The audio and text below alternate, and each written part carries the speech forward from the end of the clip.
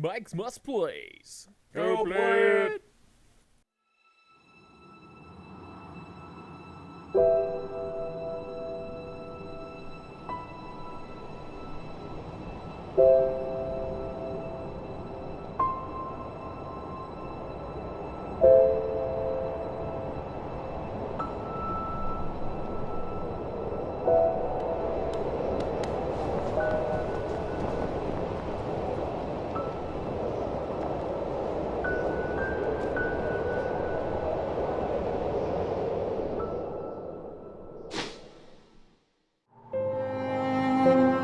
Hollow Knight is a fantastically executed Metroidvania with great visuals, music, polish.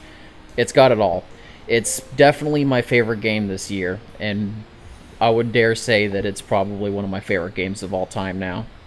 The first thing you're going to notice right off the bat is that the visuals are fantastic. I think a lot of indie games can sometimes take the easy way out with pixel art, and I'm really glad this one didn't.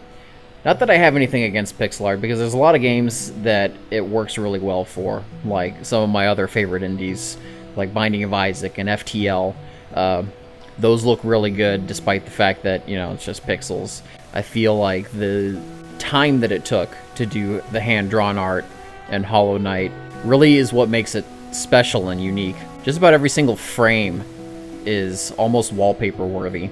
And the whole game, beginning to end, just looks really, really good. The atmosphere that some of the art lends to, the character design, the backgrounds, the enemies, everything looks amazing.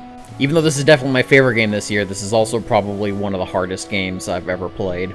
And it's frustrating sometimes. But the thing I like most about it is that it doesn't throw you a curveball. Like, if you mess up, it's your fault. And unfortunately, some of the best tips and tricks that you can get on a game like this is just get good. It's just really, really hard sometimes. Some of the bosses took me at least 8 to 10 tries. The final boss took me probably about 20. It's really, really tough. As far as exploration goes, it's a typical Metroidvania. There's a lot of areas you'll have to pass up and then go back once you get an item. The game does a pretty good job of putting you in a position when you get a new item to teach you how to use it without being dumbed down, I suppose. I almost got it to 100%, and if you're looking for a game that's not too short but won't take tons and tons of time, then this game's perfect. Because it's not like Doom, for instance. Doom only took me 8 to 10 hours for the playthrough, which isn't bad, because that's also a really good game, probably one of my favorites of last year. But I think the problem that some of the other games have, like Fallout, for instance, you can dump hundreds of hours into Fallout and still not really feel like I've done anything. This is probably one of the more polished games I've played in a while, too. I didn't encounter a single bug the entire time.